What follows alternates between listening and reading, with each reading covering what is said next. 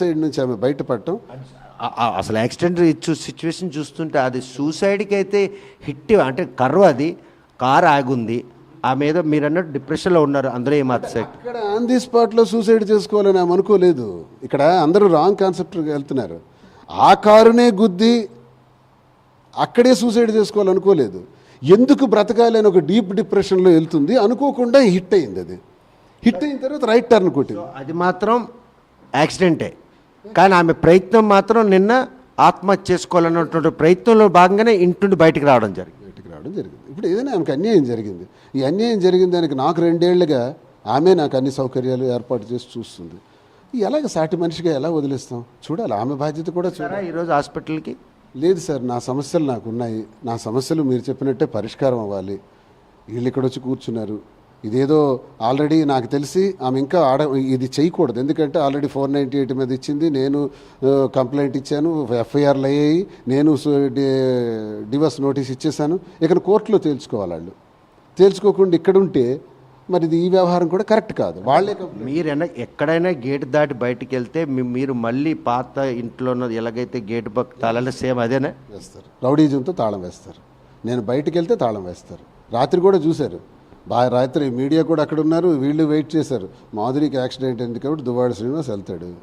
వీడు వెళ్తే మేము లోపలికి వెళ్ళిపోతాం, మళ్ళీ తలుపులు ఎరగొట్టేస్తాం. ఏంటి సార్ ఈ కామెడీ? శ్రీనివాస్కి వచ్చిన ఈ సమస్య నుండి ఎలా బయటపడతారు? ఆమె మిమ్మల్ని నమ్ముకున్న ఆవిడకి కనీసం మాట సాయం చేసే పరిస్థితి లేదు, కనీసం పలకరించే పరిస్థితి లేదు. పిల్లలు భార్య కూడా ఇలా ఎలా దీనికి ఒక ఎండ్ కార్డ్ ఏమైనా ఉందా? అసలు ఏ మానవుడికి ఇంత నీచమైన పరిస్థితి రాకూడదు. రాదేమో, ప్రధానికి సొల్యూషన్ ఉంటుంది. విపరీతమైన తీవ్రమైన సంఘర్షణలో ఉన్నాను. అది తట్టుకుంటే వైబ్రేషన్ వస్తుంది. చాలా ఘోరమైన పరిస్థితిలో ఉన్నాను. దేవుడే నిర్ణయించాలి, ప్రజలు నిర్ణయించాలి. అందుకే నేను నా బాధలన్నీ కూడా ప్రజలకు చెప్పాను. వాళ్ళే అర్థం చేసుకుంటారు, ఎలా నిర్ణయిస్తారు. కథంతా విన్నారు. కొండ బదలుగొట్టినట్టు చాలా క్లారిటీగా క్రిస్టల్ క్లియర్గా చెప్పాను. చెప్పినప్పుడు ప్రజలు ఎత్తగలరు, అదో పాతాళానికి తొక్కేయగలరు. ప్రజలే న్యాయ నిర్ణేతలు, వాళ్ళే నా దేవుళ్ళు. ప్రజా జీవితంలో ఉన్నవాడిని ప్రజలు ఎలా నిర్ణయిస్తే ఆ నిర్ణయం, దేవుడు ఎలా నిర్ణయిస్తాడో, కాలం ఎలా నిర్ణయిస్తుందో వాటిపైన ఆధారపడడం తప్ప ఒకవైపు ఇలా, ఒకవైపు ఆ అమ్మాయి, ఒకవైపు నేను ఇక్కడ, ఒకవైపు ప్రజా జీవితం, వీటిలో నలిగిపోతున్నాను. చాలా ఇబ్బందులు. ఇంటిగుట్టు రచ్చకెక్కిన తర్వాత ఈరోజు రాజకీయంగా పూర్తిగా జీరో పరిణామాలు శ్రేణి చుట్టూ కనిపిస్తుంది. రాజకీయంగా ఇది నష్టమే, కొంత నష్టాన్ని కలిగిస్తుంది. ఈ దువ్వాడ వాణి ఈ సిచ్యువేషనే కోరుకుంది. ఈ సిచ్యువేషన్ దువ్వాడ శ్రీని తీసుకొస్తే ఐఎమ్ సక్సెస్ఫుల్ అనుకుంది. ఇంకా ఆమె దగ్గర ఉన్న ఒకే ఒక కోరిక ఏంటంటే ఇల్లు కూడా నేను వదిలేసి వెళ్ళిపోవటం. నేను ఆ మాట అన్న మరుక్షణం ఆమె ఇక్కడ ఉండదు. నేను పలాస వెళ్ళిపోతాను, లేకపోతే ఇంకో దగ్గరికి వెళ్ళిపోతానంటే నిమిషంలో ఆమె వికెట్ చేస్తుంది. సంప్రదింపులు కూడా అక్కర్లా.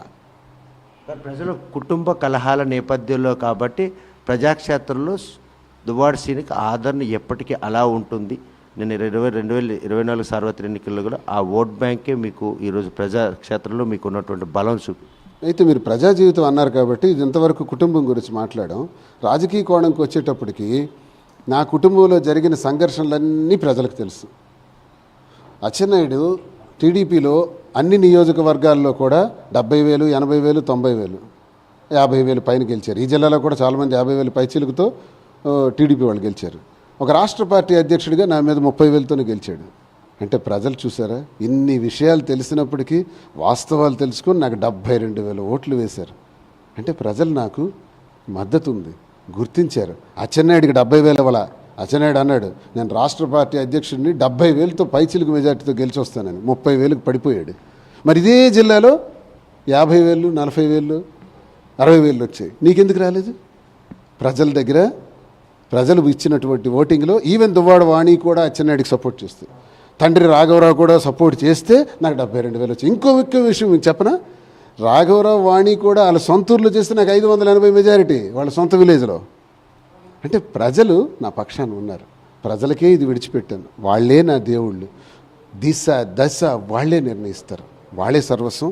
అలాగే ప్రజలు నాకు ఇచ్చినటువంటి ఈ గౌరవానికి, విలువకి, ఈ కుటుంబ విషయాన్ని ఇలా పక్కన పెడితే రాజకీయంగా ఒక్క క్షణం కూడా జనాన్ని వదలను.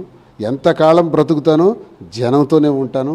నాది వామపక్ష భావజాలం కలిగినటువంటి మైండ్. నేను పవర్ పాలిటిక్స్కి నేను ఎప్పుడు ఆశపడలా. పవర్ పాలిటిక్స్కి ఆశపడిన వాడిని అయితే 18 సంవత్సరాలు అపోజిషన్లో ఉండను.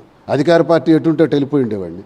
నిన్న అధికారంలో ఉన్నాం, 5 సంవత్సరాలు అనుభవించి ఇప్పుడు అపోజిషన్లో ఉన్నాం. అపోజిషన్ పాత్ర నిర్వహిస్తున్నాను కదా. అంటే పవర్ పాలిటిక్స్కి నాకు కాదు, భావజాలం, కమ్యూనిస్ట్ భావజాలం. ఆ భావజాలంతోనే నేను ప్రజల్లో తిరుగుతాను, ప్రతి సమస్యకి హాజరవుతాను, కష్టపడతాను, ప్రజల్లోనే మమేకమై ఉంటాను. ఆ ప్రజలే తీర్పిస్తే వాళ్ళు ఏదైనా చేయగలరు. ప్రజలే దేవుళ్ళు, ప్రజల్లో అంతా జరుగుతుంది.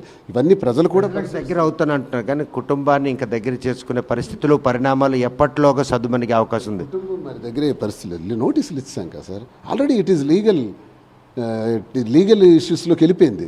ఇంకా మా చేతులు దాటిపోయింది. ఆమె కోరిక మేరకే నేను డివర్స్ ఇచ్చాను. పోలీసులు కూడా డే 1 వచ్చిన తర్వాత ఇది మీ కుటుంబ సమస్య, కేవలం ఇక్కడ అటువంటి గొడవ జరుగుతుందని ఉద్దేశం వచ్చి సద్దుమణి చేశారే తప్ప ఆ తర్వాత మాత్రం ఎవరి మీద పరస్పరం కేసులు అయితే కట్టుకున్నారు. మిమ్మల్ని కానీ విచారించడానికి కానీ వాళ్ళని విచారించిన పోలీసులు అటువైపుగా ఆలోచన కూడా చేసే పరిస్థితి కనిపించట్లేదు. కుటుంబ సమస్య అంటున్నారు కదా. దువ్వాడ శ్రీనివాస్ కాకపోయి ఉంటే 1 మినిట్లో తేల్చేస్తారు పోలీసు వారు. ఎందుకు సార్ ఇంతమంది పోలీసులు కాపలా? అది టైం వేస్ట్ కాదా? ప్రజాధనం, ప్రభుత్వ ధనం వృధా కాదా? ఇక్కడ ఎందుకు ఇంత స్టాఫ్ వీళ్ళందరూ ఉన్నారో చెప్పండి. ఆమెకు మద్దతుగా, ఆమెకు ఆ మద్దతు ఎలాగొచ్చింది? తను వైసీపీ కదా, మరి ఎలా వచ్చింది? వైసీపీ అని చెప్పుకుంటుంది కదా, ఎలా వచ్చింది? అచ్చెన్నాయుడు తనకెందుకు చేస్తున్నాడు, నాకెందుకు చేయరు? మీరు అన్నారే దాటి వెళ్ళలేకపోతున్నారని. ఒక ఎమ్మెల్సీకి ఏంటి పరిస్థితి? గన్మెన్లు ఎందుకు తీశారు? 2+2 ఉండేది 1+1 ఎందుకు తీశారు? నా మీద ఇన్ని రకాల ఫోన్లు వచ్చి చంపేస్తామంటే ఎందుకు నాకు రక్షణ కల్పించరు? ఇదంతా మూకుడు వ్యవహారంగా మిమ్మల్ని అంటే చుట్టుముట్టే పరిణామం. ముక్కుముడి దాడి ఎప్పుడైనా చంపేస్తారు. నన్ను చంపేస్తామని ఇన్ని కాల్స్ ఉన్నాయి.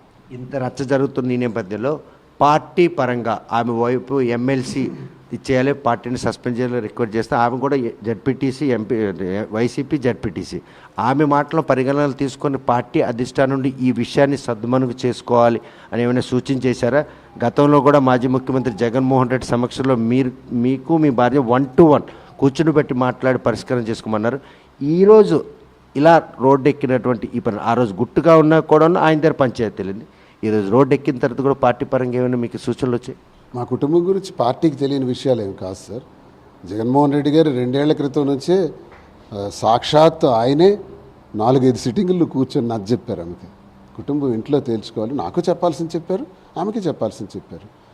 మరి ఆమె ఆ ప్రయత్నంలో ఆ లైన్లో వెళ్ళాలి, సార్ చెప్పిన లైన్లో వెళ్ళకుండా డిస్టర్బెన్సే క్రియేట్ చేసుకుంటుంది, బహిర్గతం చేస్తుంది. సార్ కుటుంబం సమస్య సాల్వ్ అవ్వాలంటే 4 walls మధ్య అవ్వాలి. సమస్య అది బహిరంగ పరిచయము అంటే అది పరిష్కారం కాదు. మీ మీద ఏదైనా కోపం ఉంటే 4 గోళ్ల మధ్య నేనంటే మీరు వింటారు. ఇప్పుడున్న సిచ్యువేషన్లో పార్టీ ఏమైనా సూచన చేసిందా? మీ పార్టీ అధిష్టానం మీకు నాకు ఫోన్ చేశారు, పార్టీ పెద్దలు ఫోన్ చేశారు. కుటుంబ వ్యవహారం వాళ్ళు మాత్రం ఏం చేయగలుగుతారు సార్? కుటుంబ వ్యవహారం కదా సార్. ఏమంటారు? సద్మని చేసుకోమంటారా? సెటిల్ చేసుకోసిను మరి మీరు చెప్పినట్టే సెటిల్ చేసుకోమని చెప్తున్నారు. ఇంకో రకం వ్యవహారం అంటే ఈ పార్టీకే ఎంటర్ అయ్యి ఉండేవారు. కుటుంబ వ్యవహారం కాబట్టి ఏం చేయలేకపోతున్నారు. ఇది వేడుకగా ఉంది అధికార పార్టీకి. మనోజ్, ఇది పరిస్థితి చూస్తే కనుక ప్రస్తుతం మాత్రం